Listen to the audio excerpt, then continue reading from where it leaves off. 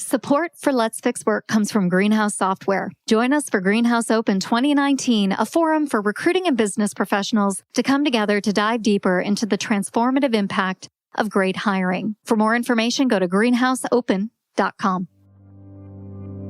Hey everybody, welcome to Let's Fix Work. I'm Lori Rudiman. My guest this week is Dane Hurtubise. He's the VP of Product and Platform at Greenhouse Software. This week, I'm super excited to talk to Dane because we're talking about moments that matter, whether it's in the interview process, the hiring process, pre-boarding, or onboarding, whatever moment you're in relationship to the world of work, those moments better be great, especially in our current talent-driven economy.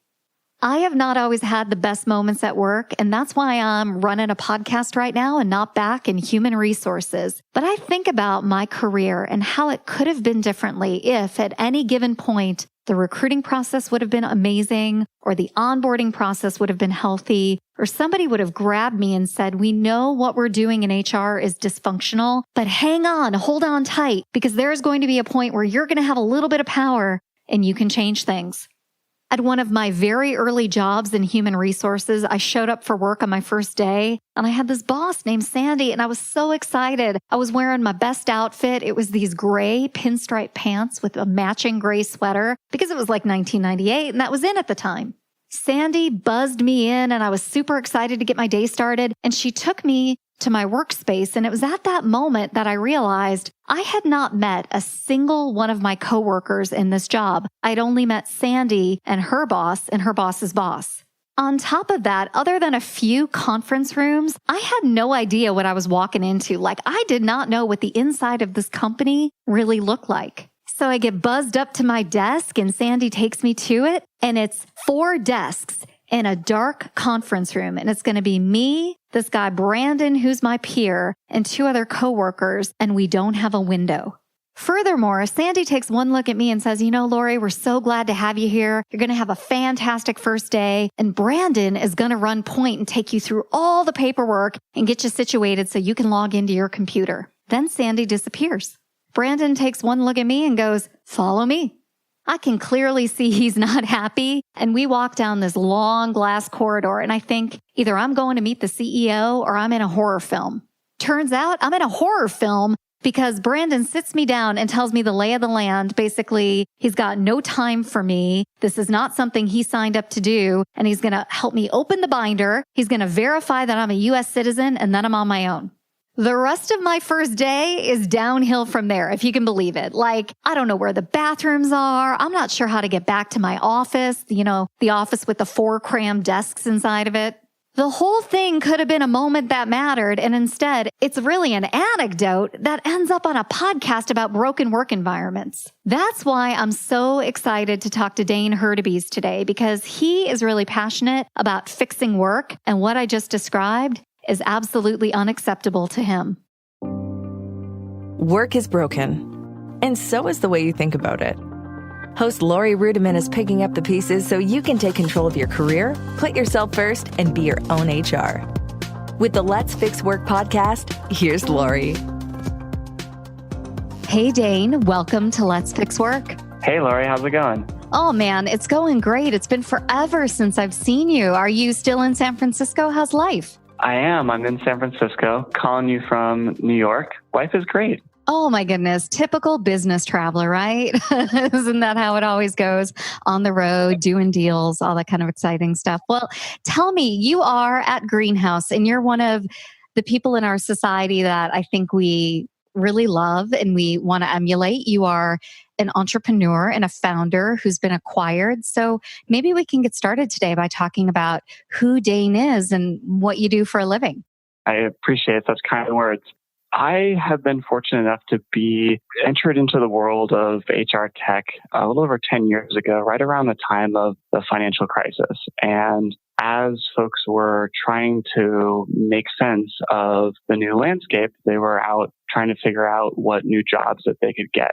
And a lot of my funds were struggling to get noticed. So what I did was started working on resumes. I had a good template and was doing drafts, and they were getting success. So they were telling their friends of friends. And then turns out that became too much for my inbox to handle. So being the engineer that I am, I ended up creating an application that helped the resume process. And this was really just the entry point for me into thinking about companies and the relationship between employees and their employers. Now, Laurie, I'm a millennial, and the way I think about work is a little different than the folks that I work with. Probably read the reports.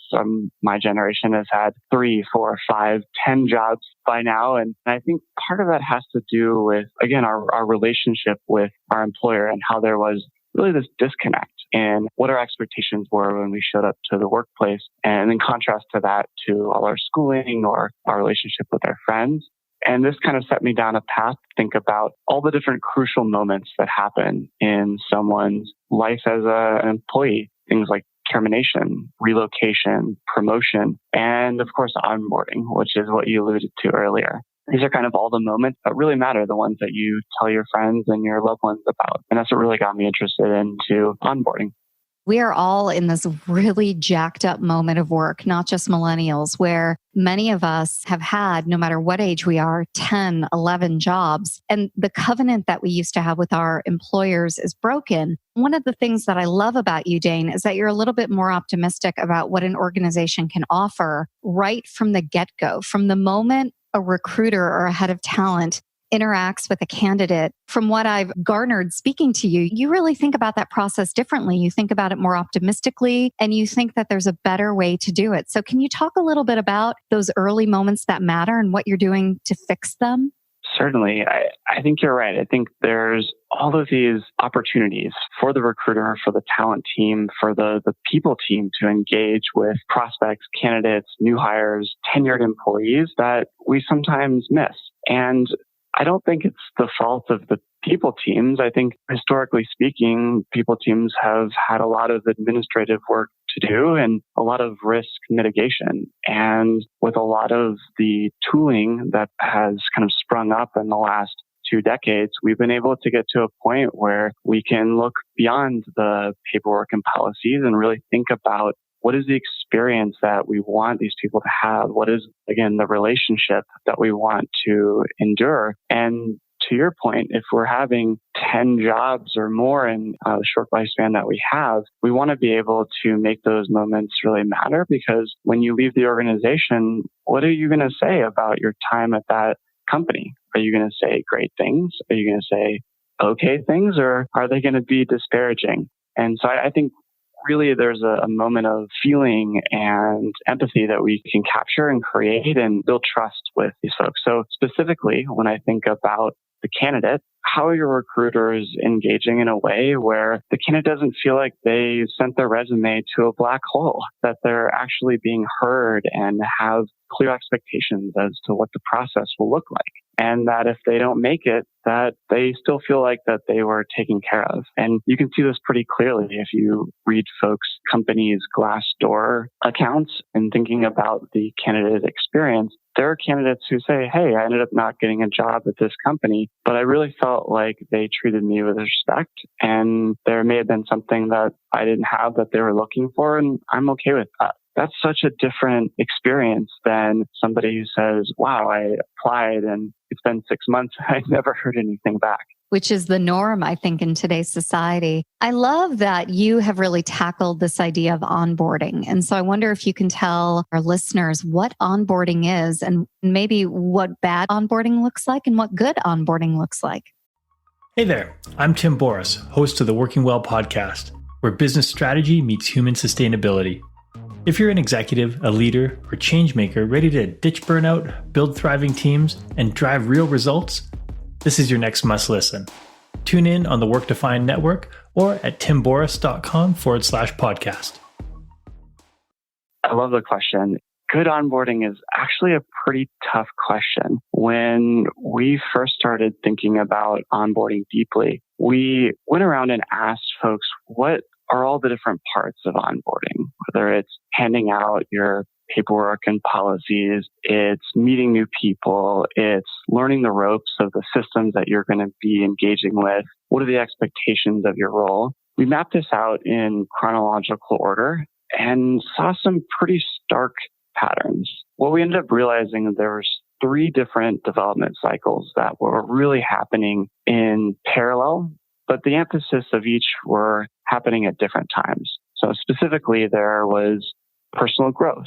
And really, the personal growth was to get this employee to a point where they were a master of their role, where they were able to be proficient and eventually teach other people. There was this process of group immersion where when you first join any organization or any group, the first thing you're doing is just trying to remember people's names. But eventually, you want to develop meaningful relationships. And ultimately, can you mentor other people inside of the group of the organization to be at the same point you're at? And lastly, it's embodying the company or the organization's values. And can you be an advocate for this company's values externally when you show up to a conference or when you're talking with your family or your friends? What are the values that you're able to talk about and live and breathe? I think those 3 cycles are really what constitute good onboarding. So when someone says, oh, my onboarding program is 3 weeks, 3 months, or a year, I don't really think there's a time element to it. Time is a part of it, but that shouldn't be the judge of what is good onboarding. Wait a second. I thought good onboarding, and I'm not even joking around here, is making sure people get all of their stuff submitted on time so that on the first day they can be efficient and start their jobs. Like if I work in human resources, for me, my goal is to make sure that all of that compliance stuff is done as much as possible before day 1. So I don't have to lock someone in a conference room for half a day and go through like their benefit paperwork. And on day 1, optimally, if I'm the HR business partner, I would love to be able to hand that individual over to the business unit and say, here you go. Here is your new employee. Is that short-sighted?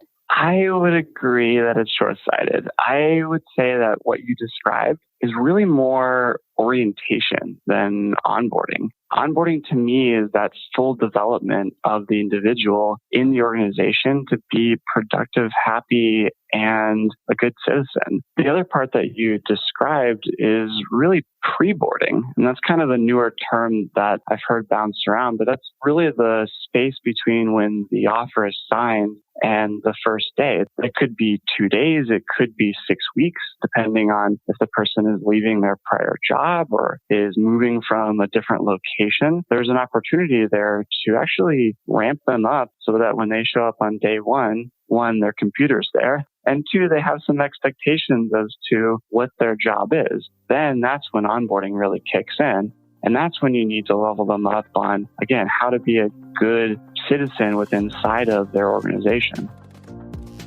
Hey everybody, Lori Rudiman here. You know I like a good conference that focuses on HR professionals and talent professionals as members of a community. That's why I'm excited to tell you about Greenhouse Software's conference called Greenhouse Open 2019. It's a forum for recruiting and business professionals to come together to dive deeper into the transformative impact of great hiring. This year, Greenhouse is celebrating the talent makers, people like you who have figured out how great hiring drives business growth. There will be panels, there will be case studies, and sessions that are interactive with workshops that will offer new perspectives and hands-on experience on the most important talent topics. I am so excited. I'm going to be there leading a panel. And to learn more about Greenhouse Open and to register, visit greenhouseopen.com and enter FixWork for 25% off your ticket. That's greenhouseopen.com and enter FixWork for 25% off your ticket. One more time, greenhouseopen.com with the code FixWork.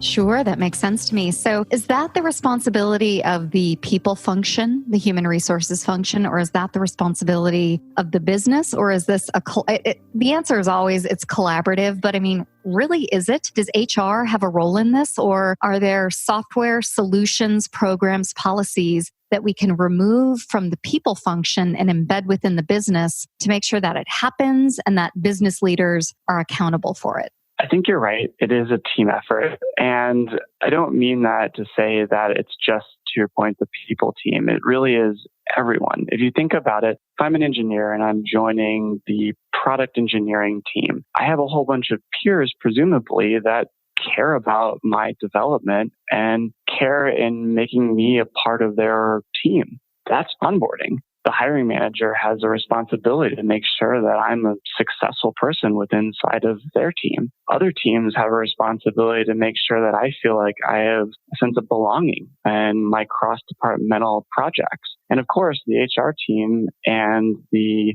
IT teams have a responsibility to make sure that I'm set up for success and that I know the right people across the company when I join and when I am developing across that company. But it really does start at the very top. If the senior leadership doesn't believe that this is an important thing, then it won't get done. And it needs to happen at a deep level. They need to understand that there's a lot of care and commitment that you have to make to your company in order for all of its individuals to be successful. As far as software, I think a big part of it is taking best practices and turn them into a way that's scalable. That to me is some of the best software that's out there. And when I think about Greenhouse, one of the things that we do is that's our bread and butter. For a recruiting product, it's taking the best practices of structured hiring and turning it into software that recruiters across the globe can use. For onboarding, it's the same thing. We want to take best practices like developing out strong, achievable milestones and enabling new hires to say, hey, I didn't get my computer, or better yet, hey, I don't feel prepared to be successful in my first project. That all makes sense to me. And I think this is a really optimal way of thinking about somebody's first, 2 weeks, 2 months, a year on the job. And I just wonder what's next, because you've done some really good work in the world of onboarding and the world of recruiting. I mean, Greenhouse Software has a fantastic reputation. And by the way, I'm super honored that you're sponsoring my podcast. So thank you very much for that. But I mean it anyway. I've been in love with your organization for many years. Dane, you and I go back quite a way now. I just wonder, what is the future of all of this? Because we're really using technology to hopefully enhance the employee experience and the candidate experience. But where do we go from here? There's only so much that software can do. Or is there? Can we still innovate more with the current tools that we have? Pace of change in the world of business is fast, and that drives incredible complexity for the world of human resources.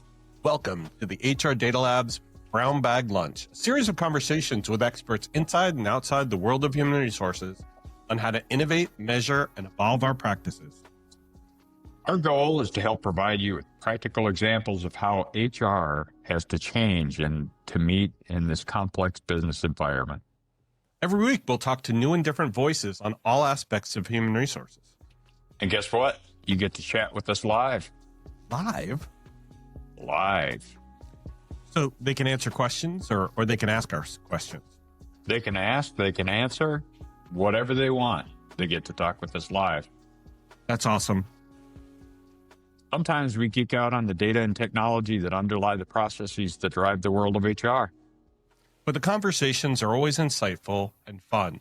So please enjoy the HR Data Lab's Brown Bag Lunch. Well, what's exciting about where I sit is I get to see a ton of innovation. The vantage point is that I run the team that manages our now 275 integration partners. That's 275 folks who have connected to our recruiting and onboarding product with all sorts of different types of solutions. These range from your background check providers and referral checks to strong sourcing solutions and AI and machine learning. It really kind of stretches the gamut. And that's one of the things that we fundamentally believe at Greenhouse is that we as Greenhouse aren't going to be able to solve all of these problems. In fact, we shouldn't solve all these problems. I think that's now having been in HR tech for a little while now, that's one of the constant temptations of running an HR tech company. There's always problems that we could solve for. So our theory is, well, why don't we open it up and allow other companies and other products to build with us and create a tech stack that really is customized for each of our customers. If you're a global organization that has very specific needs, that'll be really different than a 50-person startup that's just trying to get off the ground. So when I think about the future, I think there's kind of three areas that I'm really excited and I'm seeing across our ecosystem. The first thing you already pointed out, it's a candidate experience. It's been a black hole. It's been really reactive. So how do we enable people teams and leaders across the organization to be more proactive with the candidates that are coming through their process. The second, which I spoke to, which is around the tech stack. How do we decouple this monolithic system that we've all been used to and really empower companies to pick and choose the technology that's going to be right for them and for their growth? And lastly, it's DE&I. We're just not serving marginalized communities in the best way yet. We've been talking about it as a top of funnel problem, but it's a pretty holistic, systemic problem that I would like to continue chipping away at. Well, I'm so glad you mentioned D&I because this is a problem and an opportunity for organizations to really include people who are a part of our community and yet are not participating in the workforce in a fair and equitable way. And I know one of the really great things about Greenhouse is that this is an issue that's, core and critical to the way that you're thinking, not only about technology, but just about the future of work. And you have a conference coming up called Greenhouse Open, and D&I is not just one little small, teeny tiny tract. I mean, it is interwoven into the way that you've built your curriculum for the couple of days that we're all together in New York. So can you talk a little bit about the event and what someone can hope to see if they decide to attend? I appreciate that. The truth of the matter is a lot of conferences aren't very good. I personally... Wait, I'm laughing because can you say that again just to clarify for everybody? You really say HR conferences aren't that good? Not just HR. I think generally speaking, it's tough. You go to a conference and the expectation is that maybe the person or the company that's hosting it, it's all about them. And I feel like it's a really big miss. If you're building software, you have customers, and your customers are your community. And so when we think about open, we really try to think about it that way. Since you've gone to our prior events, you probably have seen we don't have a big presence of, hey, this is the newest product that we're going to be releasing, or here's all the new features that we released last quarter. It's a lot about what are the problems that are happening in HR that we can collectively talk about. Let's bring some really smart people together and have a good dialogue. Man, I can't agree with you enough about the conference scene. I think many times there are these events that are user conferences and they do bring smart people to the table, but it's just an opportunity to sell. And I wonder if there are any speakers or any tracks this year at Open that you can think of that you would like to highlight or tell people about as an example of some of the really great conversations that are going to happen. Certainly. Well, you're going to be speaking at Open, right? Yeah, I am. I've got a panel and we're talking to kick-ass individuals about the entire workforce and talent, not just full-time talent, but all talent. Whether you're a contractor or, somebody who does specific tasks for projects, your experience at work should be positive and affirming and meaningful. So we're going to talk about that. Yeah, thanks. Thanks for that, Dane. I appreciate that. I couldn't agree more. I'm excited to hear it. Well, good. I'm excited to be there. As we start to wrap up the conversation, I think about all of the founders and engineers that I've interviewed on Let's Fix Work, and there have been quite a few actually. And I always wonder why you're in human resources technology, to be honest. Why aren't you working in financial services and cashing out and skiing? Because that's what I think the stereotypical engineer would want to do, right? You want to make as much money as you can solving a problem and then exit. And that's not your path, Dane. You've done it a little bit differently. So why do you do what you do? I appreciate the question. I have found that I care deeply about people. And I really, really want folks to have meaningful lives. And a big part of having a meaningful life is resonating with the work that you do. And what better place to start than to continue creating the right power for people who enable people to do what they love? Well, I love it. That's certainly an earnest answer, and it sounds honest. I hope you feel that way if you work another 5 years in the HR tech industry. It's been 10, so we'll keep it going. Well, good for you, Dane. I really appreciate you coming on Let's Fix Work. And if people want to figure out if Greenhouse has a place in their tech stack or learn more about you or your organization, where could they go and what should they look out for? like, you go to our website, greenhouse.io. I would also encourage you to check out our upcoming conference, Greenhouse Open. It'll be in New York in June, and I would look forward to having you be a part of the conversation. Well, that's pretty fantastic. Are you open to connecting on LinkedIn? Because there are plenty of people who listen to Let's Fix Work who love connecting with guests on LinkedIn. Is that something you're willing to do? Yes, that'd be great. Oh, that's fantastic. Well, listen, thanks again for being a guest. And it's just a pleasure seeing you. And I'll see you in a couple of weeks at the conference. Sounds good, Lori. See you soon. All right, everybody, sit tight. We'll be right back right after the break with more Let's Fix Work. All executives need to be podcasting. Podcasts are the number one way for executives to create an authentic and trusting relationship with employees and potential customers. That's why my producer, Danny Osment, just did a 3-part series on why executives should be podcasting. Want to give your company a brand or a face? Want to connect with current or future employees? Are you interested in pivoting out of your current position and into a new career or personal brand? Well, if you're an executive who is podcast curious, head on over to DannyOsment.com/executives and learn how a podcast builds credibility, how podcasting gives you a leg up against the competition, and how a podcast can power a speaking career and help you write a book. Don't worry about finding the time to listen. Each episode is less than 10 minutes, and Danny has put all 3 episodes in one place. Head on over to DannyOsment.com/executives to listen and find more resources. That's DannyOsment.com/executives. Hey, everybody. I hope you enjoyed my conversation with Dane Hurtubise. I'm so excited and honored that Greenhouse Software is sponsoring Let's Fix Work. So please go ahead and look at the show notes, learn more about Greenhouse Open, and visit greenhouseopen.com and use the code FIXWORK for a 25% off discount.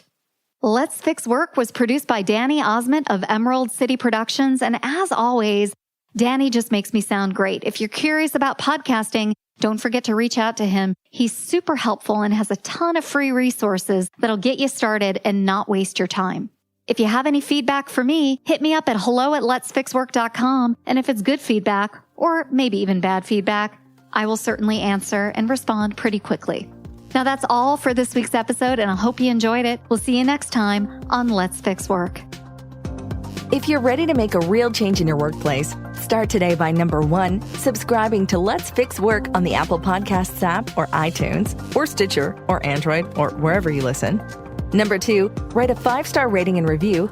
And number 3, share it with a friend, colleague, or coworker who you think would enjoy our episodes.